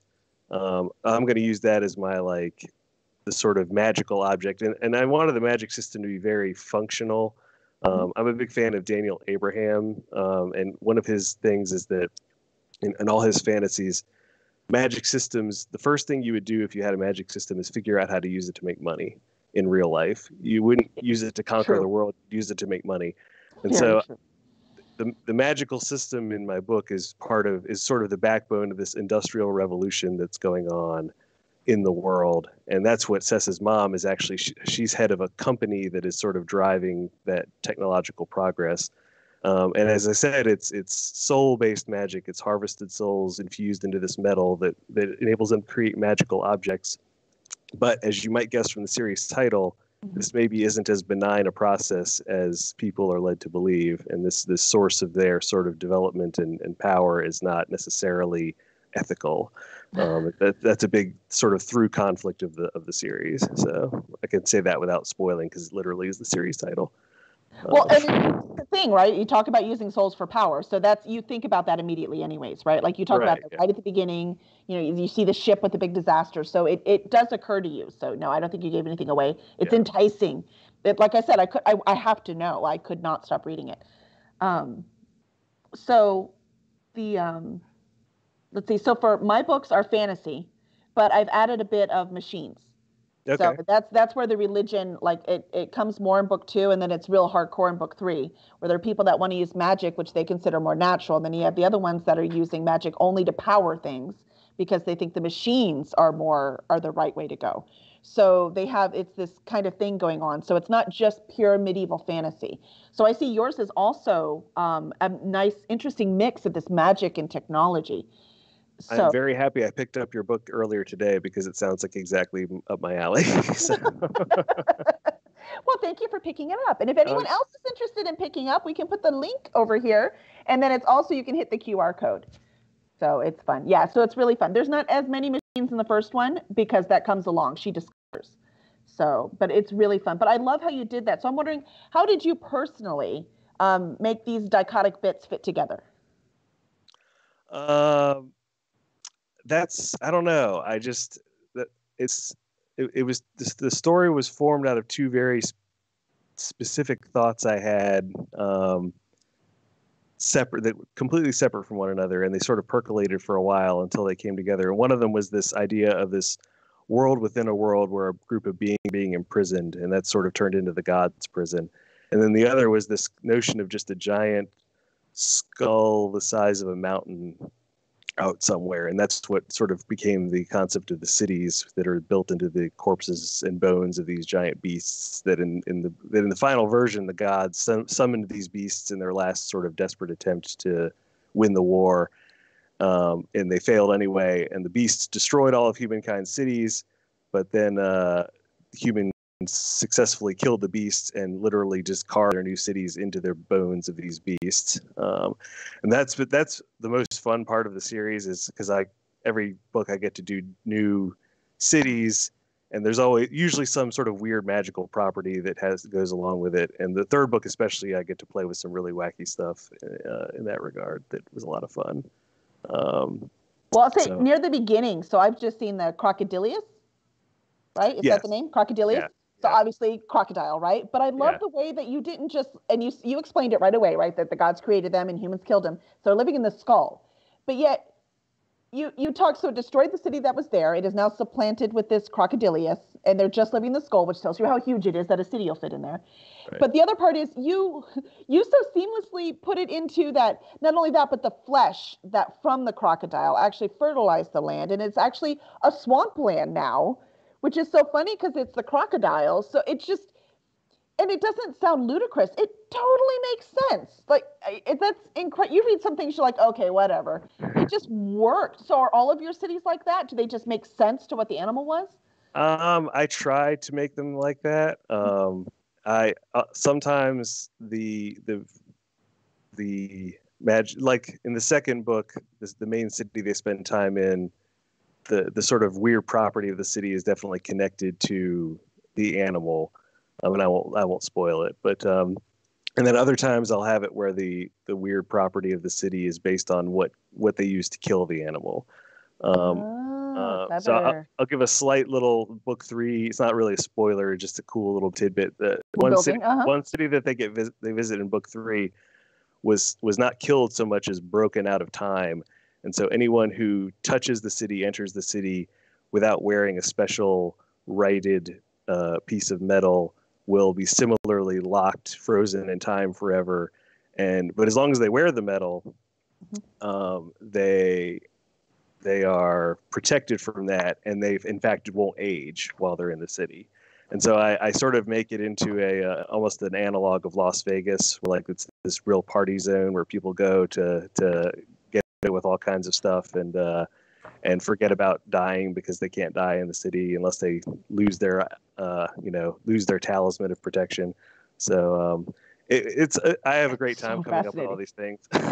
Anyway, I love it. Very clever. So yes, I will get back to that as soon as possible.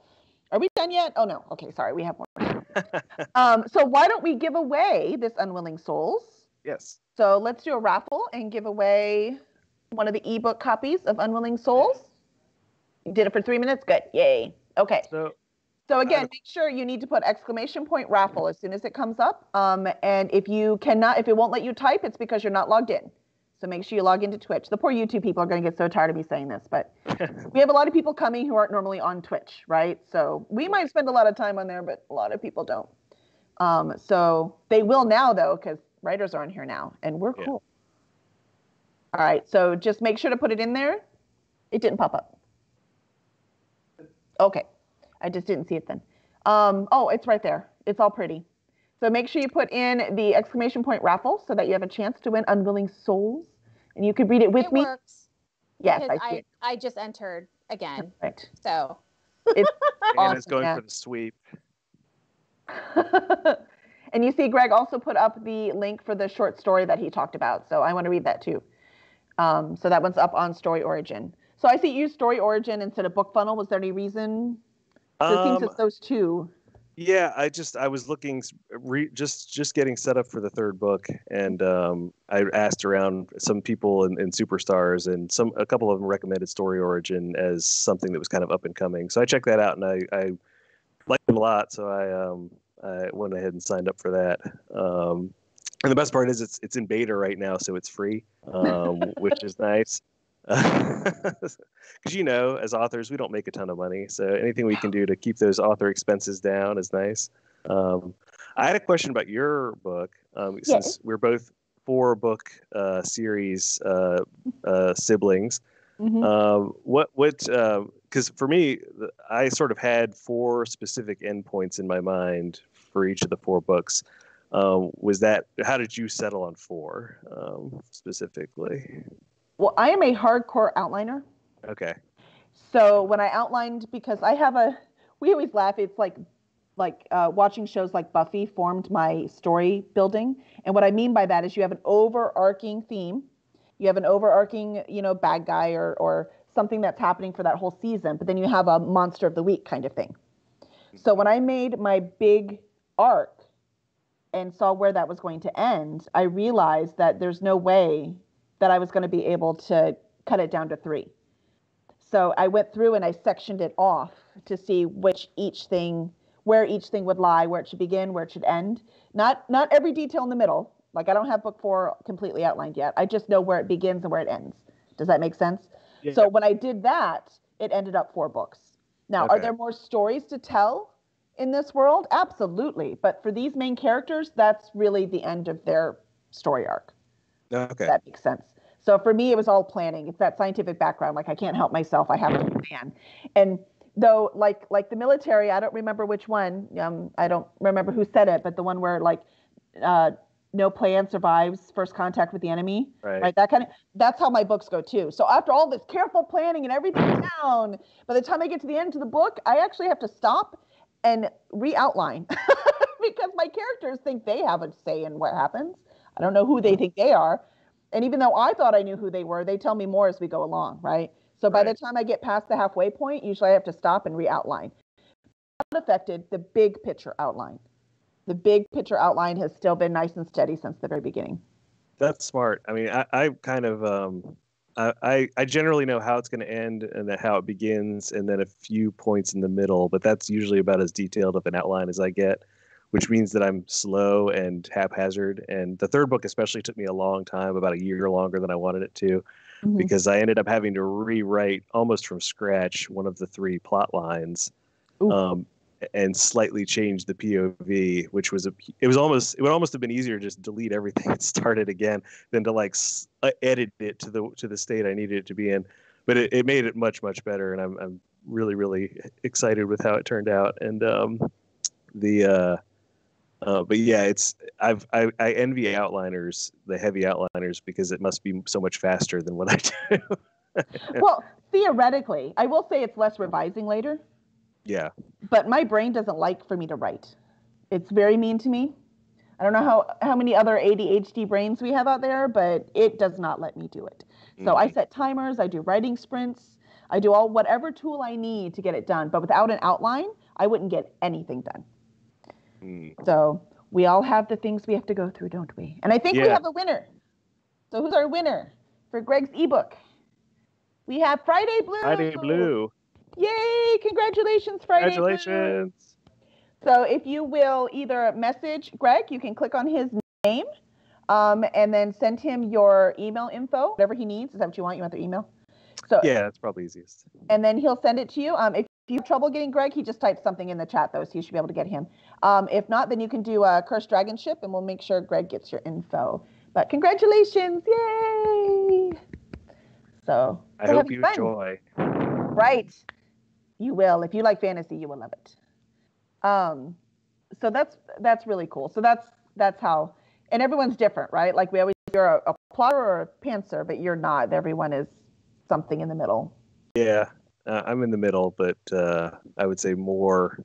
Well, I don't know, half and half. I think I took one of those D&D alignment, charts, and I was the true plantser, which is, I guess, right exactly in the middle of all different axes. Everything else. Yeah. That's so awesome. I know. I heard Brandon Sanderson once say that he outlines or plans his plots, but he discovery writes his characters, and that was the closest to what I do than anything I've ever heard. Yeah, that's pretty close to me too. I think a little bit. So because I generally know what I want to happen plot wise. I know they say that characters should inform plot, and it does. I'll adjust the plot to fit the characters and what they're doing, but I generally discover the character arcs in the writing as opposed to playing. So me too. Every time I plan them out, it hasn't worked. Right? They're like, that's what you think. Yeah. No, we're doing this now. Okay. Yeah, I don't like that. I don't like peanut butter. Let's see. Oh, I talked about that. I actually took notes about the dead parents because I think that's so cool that they're both alive. It leaves such a fun thing. I love Sess right away, by the way. Oh, thank you. Just love her. Let's see. I was going to ask how many it's complete, but you 4. But now this world, so this is 4 for the big story arc, right? But yours, like I said with mine, there's so much in there. I could easily go somewhere else. Do you think that this is what you would do with this world? I know. Well, I don't know.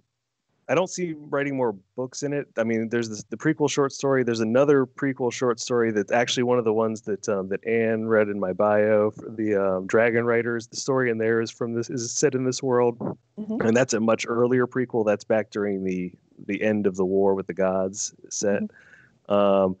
And then I've got one more that I'm sitting on that I'm going to probably release as a promo for the final book when I'm done with that. And that is that's a fun one that I've had for a while, and I need to get a cover and do all that stuff, and I haven't done it yet. But that one is one I like a lot. It features one of my favorite characters, and so it's definitely something I could see writing sort of in the margins, writing additional stories. I could see a one-off book or something. I don't know if I'll do another series set in this world, but you never know. Never say never. Never say never. Because there is a lot of stuff that can happen in this world. It's got a lot of a lot of my thought put into it. So yeah, it's pretty rich world building. So I was all set for questions for you, and I was like, okay, Tarbin's True Heir, like that's a title that you kind of immediately know what the book is about, but then you specifically were like, but it's not what you think, and I'm like, oh, that's one question down. And then my other one was going to be, because reading about the twins, I'm like, oh, so this is going to be like Game of Thrones, except Jaime and Cersei are the lead characters, and then you're like, it's not like Game of Thrones, and I'm like, oh man, like you're just cutting the legs out from under me on the questions here. I gotcha. Yeah, there's enough depth, right? So there's not a lot of time, which is why it's not really written as YA specifically. Like I said, I forgot romance. There's a little bit of romance at the end of the second book. There's none in the first, really. There's a little bit of attraction, but there's no romance. And so it's not designed just for YA. However, a young audience loves it. Does that make sense? And it's appropriate. There's not a lot of violence in it. There's no overt sex in it. There's none of that kind of stuff. It's completely appropriate for a young audience.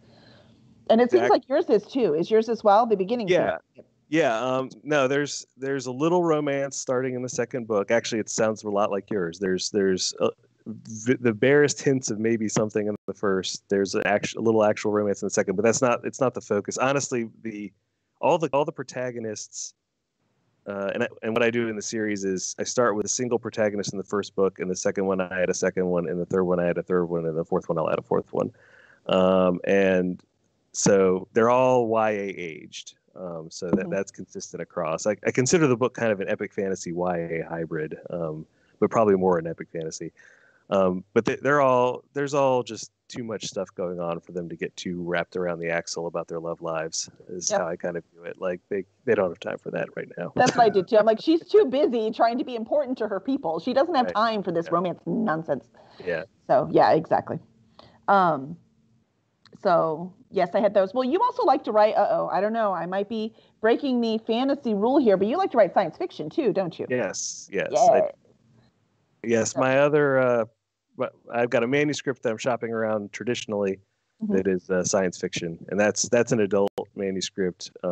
It's got, I would say it's a science fiction political thriller with some horror elements. So it's got a lot of stuff going on. I don't write things that are easily slotted into categories, and it makes pitching them extremely difficult. But that's what the marketer at your publishing company will help you with. Don't worry. That's right. Yeah. So anyway, I'm shopping that around, agents, editors, etc. And that's sort of a last human city besieged by alien monsters. All the while on the inside, there's a political struggle going on centered around a conspiracy, and our hero discovers that a lot of the misfortune that's plagued her life may have been at the hands of this conspiracy, and she's determined to tear them down, no matter the cost. So, you really like female protagonists, don't you?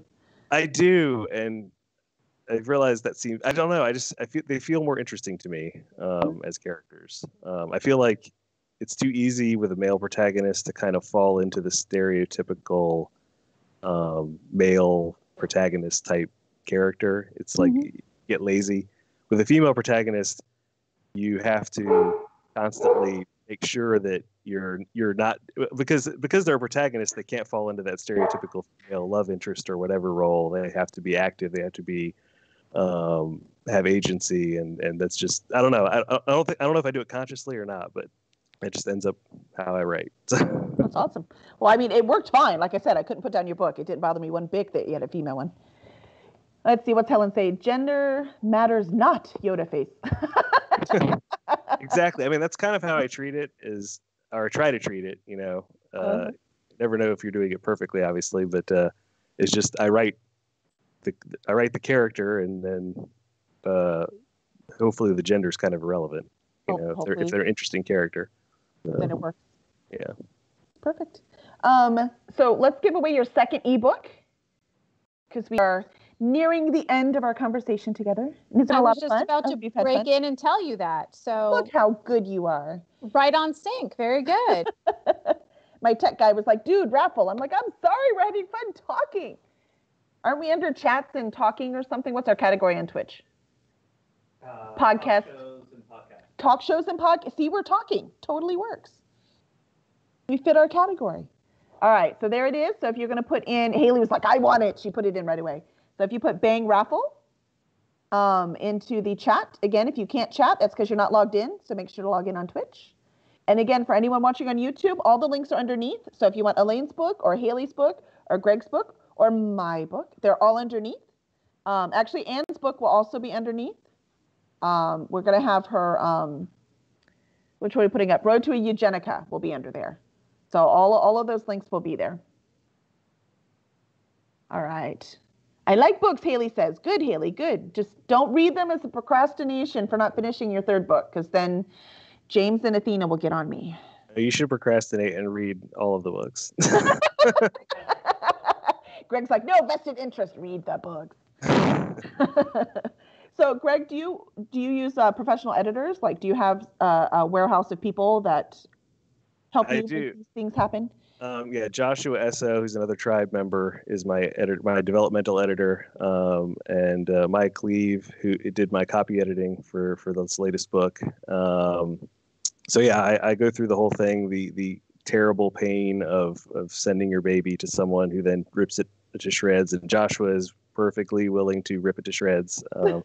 He pointed out very astutely the weaknesses of the third book, and I addressed almost all of them. And we never totally agree. You know, there's always that little bit of, and sometimes it's, you know, the editor points out something, you say, well, that's in there because it's important in the next book, but you don't, you know why that is. So, yep. No, it's without him, it would be a much poorer book.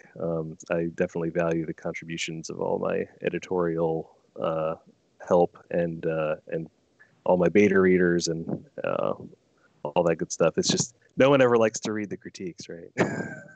It gets hard. Well, until, like you said, notice though, everyone we talked to today, not when you're a professional. So that's one thing writers should really understand. If you're a professional, you need to be ready for those critiques. Yep. It might be your baby, but you can't look at it that way. They're not calling your baby ugly. They're like, you know what? We can make this awesome. Yeah. And like somebody said, I don't remember who said it on there, but that when they were like, somebody in the chat, where I'd rather the editor tell me now before I publish it. And reviewers, they're not nice. Right. Yeah. Yeah. They're gonna say it like it is. Yeah. They paid good money for your book and they don't want to be unhappy with it. So and I understand that. I mean, nobody likes to feel like they didn't get their money's worth out of something. Right. But yeah, no. So I'll sit there and grit my teeth and, you know, mutter dark imprecations as I fix all the stuff he tells me to fix. And you know. And sometimes it's so much work. Even you're like, oh, you're right, but oh my gosh, now I'm gonna have to rewrite like the first third of this book. You're killing me. Yeah. Well, did he do the first book too? He's done all three. So, yeah, worth every penny. Then it's incredible. Oh, thank you. No, he's done a great job on all of them, and they wouldn't be half the books they are without his help. So that's when you know you have a good editor. So awesome. The raffle is now closed. Let's call out the winner. Who's the winner? It's an Anne. Thank you. Applause. Congratulations, Anne. All right, so you know how to get a hold of it. All hold a reg so you can make sure to get your copy. And if you didn't win, no worries. They are available online. And so you can download your book whenever you want. So is there any, Greg, why don't you tell us, because again, it'll be posted, but why don't you tell us for the recording where people can follow you at? Okay, so I am on Twitter at litgreg, Litgreg, which, as you can guess, is a pun on my last name and literature. Not that I'm drunk all the time or anything. For Facebook, I am at Gregory D. Little Author, and at my much less developed Instagram page, I am just confusing author Gregory D. Little because I took a guess on what I had used for Facebook and I guessed wrong. So. So that's nice and confusing. But anyway, that's where you can find me. Yay! Wonderful. All right. Do you have any last minute anything? No, just thank you for inviting me. It's been great fun. I've really enjoyed it. This is my first time on Twitch, so It's pretty awesome. You might want to like scroll for a little while. There's so much fun on here. Set up something like this when I put out book 4. So well, you just call us and we'll do it for you. Oh, great. Yeah, sounds great. This worked. Awesome. Well, thank you so much, Greg. And we shall see you soon.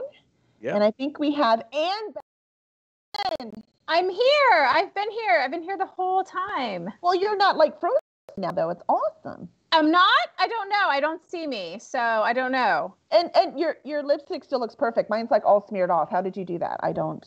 It's not fair. Well, I haven't been talking the whole time, so I mean, there is that. So. Gotcha. And it's fabulous lipstick. Like I said, shout out to Sephora here for this amazing lipstick because it is fabulous, right? Tech guy, contact Sephora for a sponsorship. Absolutely. Got it. Yes. He's like, no. Well, since we're nearing the end, thank you very much for everyone for coming. If you haven't followed yet, make sure you follow our page, and we will. You will get emails whenever we go live, as we like to give away fun stuff. We just have how to follow Anne, and we have her awesome book up there. So if anyone's interested in the fun stuff Anne has, and Anne, real quick, why don't you give us your the pitch? My pitch? Yeah, what's the pitch? I have the book right here with my tabs in it and everything because this is my author copy for Road to Eugenica. I don't know. I guess the quick and dirty is that is a story about a girl with superhuman abilities from another dimension of Earth, and she's being hunted for those variabilities. So there you go. Perfect pitch. I love it, and I've read it, and I love it, and I highly recommend it. So it is there for anyone interested. There's a little kissing in it too, just a little bit. It's the good kind of kissing, though. It's the good kind of kissing. Yeah. Always good kind of kissing. Never bad kissing. Let's go ahead and give away our last signed copy of Tarbin's True Heir. Let's do that now. So if we'll put that up, we can get that taken care of. All right. So you have 3 minutes to hit Raffle to enter the raffle for the Haley wants it. She all caps. She's yelling. Do you see that? So you get your signed copy of Tarbin's True Heir. I will let you know right now because of the wonderful time we're going through. It's a little behind. So as soon as we get the printed copies, I will send them out to you. So Haley wants to enter more than once. Unfortunately, I don't think it will let you. But again, anyone interested who missed out on the free copies, I am very sorry, but you can still get your copy, and the link is below, so you can click there. And I won't be fighting Haley for this one because I have my own signed copy already. So that's right. You have the original too, edition 1. Absolutely. I have one of the first printings. Yes. Absolutely. First edition. Signed. Okay. Signed. So that's what's going on here. So it's really fun. So how did it go tonight? What do you think? Because we're trying something new. How do you think it went, Anne? I think it went really well. I don't know. I mean, I think that I like the engagement with the Twitch stream for questions. I think that worked out pretty well overall. I don't think there was any technical difficulties, so I think that worked out pretty good too. So overall, I'd give us a good solid 9 out of 10. Yeah, I think so too. I think so too. 9 out of 10. And we have to give a huge clap to our tech guy, Kevin /Zatho. I have them all fooled. You have them all fooled. Our tech genius, right? The two of us have been dying all day, so terrified about tonight. And see, it all worked great. It was fine. Fine. So, good. Looks like Taylor thought it was nice. I'm worried to go clipping back because last time I clicked back, I froze and I was this awkward half person on here. So I'm not good. on this. I will repeat anything on here. We've got lots of yay text. Good job. So let's see. Greg, yeah, he's talking about the delayed books because it's weird. Like some people get them right away and some people, they're not delayed. Some of them sent at the same time, weird things. Like he said, a lot of his readers are getting copies of his third book before he's even gotten his author copies yet. Oh, yikes. And that's what, like, I ordered some books and they're like, yeah, they'll come eventually. But when I ordered my proof copy of Tarbin, it came right away. You know, so you can't, but now I can't get anything but the proof copy. So it's very frustrating right now. So, but they will be coming. We have them. So I'll make sure that they definitely get them. This was fun, Helen says. Loves talking with other authors. It is fun, right? So we're hoping that we will make sure to, we're going to do this on a regular basis. So Tarbin's False Prophet, which is book 2, it is already up for pre-order. And so we're going to do this again with Miss Anne, right? You're still in, yes? Woo! Sure, I'm in. Absolutely. I'm in. And the False Prophet, the cover is also gorgeous. So can't wait for my copy of that. I will be ordering that as well. Thank you. Getting that first printing edition. Mm-hmm. I'll just walk over, though, and get it signed. That's right. We'll just share drinks. I'll bring you more coconut rum. No, I don't need any. I have so much coconut rum. I'll bring you more cranberry juice to go with it. Okay, that will be perfect. That would be perfect. Yes, yes. We won't discuss which one's the alcoholic, as when I bought her rum, I've been through 2 bottles and she's not done with hers yet. Not even closely done with mine. No, I think I've had like 2 drinks out of it, 2. Let the fun begin. All right. And then Kevin's second book. Oh, yes, Kevin Petway. In July, we're going to do another one of these. So this will be, and I will have Anne's job. So I don't know. It's going to be tough to fill your shoes, Anne. And we're going to do Kevin Petway's book for Misplaced Mercenaries, book 2, which is Blow Out the Candle When You Leave. So Cursed Dragon Ship is having so much fun getting all these books out. So thank you so much for supporting us. We greatly appreciate it. And hopefully y'all found one of your new favorite authors tonight. If you love fantasy, we gave you a nice selection. So I'd love to hear. Please feel free to follow us. Let's see, you can follow Cursed Dragon Ship. What do we have? It is facebook.com/Cursed Dragon Ship is our Facebook page. Mine is facebook.com/K Colby, Colby, like the cheese, writes. Like writes, like type, not rides like with horses. All right. Is the raffle done? Yes? All right. Let's see. All right. Drum roll. Friday Blue won! Yay, Friday Blue! So if you'll send us your stuff, Haley, text me. And Friday Blue, congratulations. I'm so excited. Oh, don't put your email in there. Can we block her email? Okay, we want to make sure, because that's, so make sure to put your email if you just send it to us. And then we'll make sure that you get your signed copy. And I will keep you informed, like I said, so as we're waiting for these copies to come in. So I will keep you informed so you know I have not forgotten about you. So we need one for Miss Jennifer, I'm assuming. So one for Jennifer and one for Taylor. So I will keep y'all informed. But I don't know, do we have any last minute? What time is it? We're about done. Do you have anything last minute, Miss? I think we did a good job. I think it was fun. I think you got all your contact information so everyone knows where to find Cursed Dragon Ship. And now you guys can go and start polishing up your manuscripts to start submitting them. So now is the time because we are done for the evening. That's right. So, and we're looking for fun stuff. So we still have a couple things available. And then you will get to come on Twitch and launch your book. Absolutely. All right. And have fun with that. We're fun. Even Super when we're fun. I just water tonight. Well, mine was just a mocktail, actually. So it's not. It's fancy. There's just no alcohol in it. There you go. it's fancy non-alcoholic drink. So it is fancy though. So that's awesome. So if there are no more comments, what's it? Are there any questions, comments, screams of fury and pain? I totally stole that from my biochem professors. So if there is not, I think we will end the recording. And Anne, thank you so much. Thank you. You're so welcome. Thanks for having me. I had super fun. This was great. Yeah. Are we good?